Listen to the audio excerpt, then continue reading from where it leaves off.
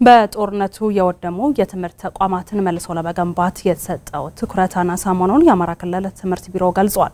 የወደሙ ተቋማትን ወደ ነበሩበት መልሶ ለተማሪዎች የተሟላ አገልግሎት ለመስጠት ሁሉም ሊረባረብ እንደሚገባም ተመላክቷል። ትዝታ መኮንን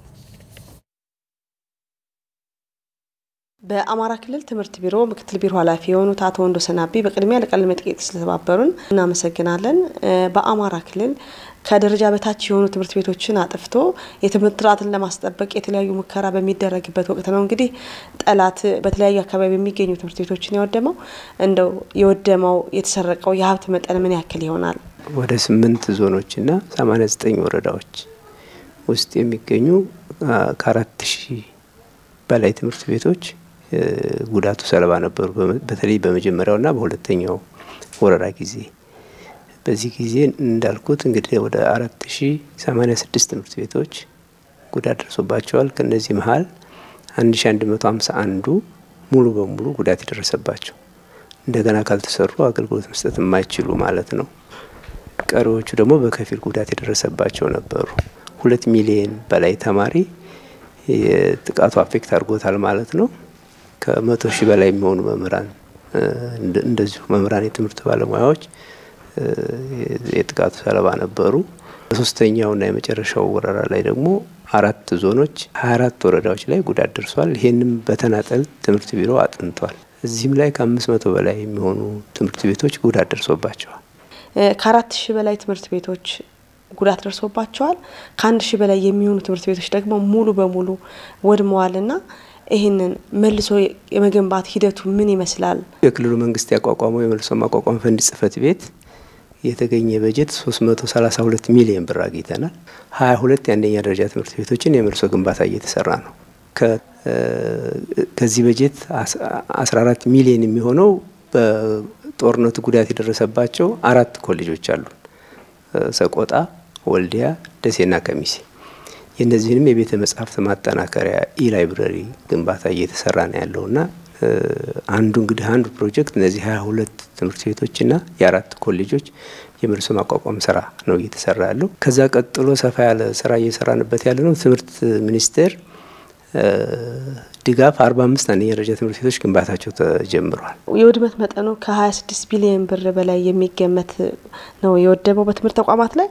በመልሶ በመገንባት ሂደቱ ደግሞ ከ1 ቢሊዮን በላይ ወጪ እንደተደረገ ነው እየነገሩን ያለና ይሄ የትምህርት ጥራትን ለማስጠበቅና ተወዳዳሪ ተማሪዎችን ለመፍጠር እየተሄደበት ያለው ርቀት በቂ ነው ወይ ብለው ያስባሉ? ከ1000 በላይ ትምህርት ቤቶች ናቸው መልሶ ግንባታ የሚፈልጉት። እስካሁን ወደ 92 ብቻ ነው ገና ግንባታው እየተሰራ ያለው። ከዚህ በላይ ትምህርት ቤቶቹ ስትራክቸራቸው ብቻ አይደለም የወደመው፣ ግብአታቸው በሙሉ ተዘርፏል። የትምህርት ግብአት ወሳኝ የሆኑ የቤተ መጻሕፍት ግብአቶች፣ የአይቲ ግብአቶች፣ የቤተ ሙከራ ግብአቶች፣ ለመማር ማስተማር የሚያስፈልጉ ማቴሪያሎች ውድመቱ ከፍተኛ ነው።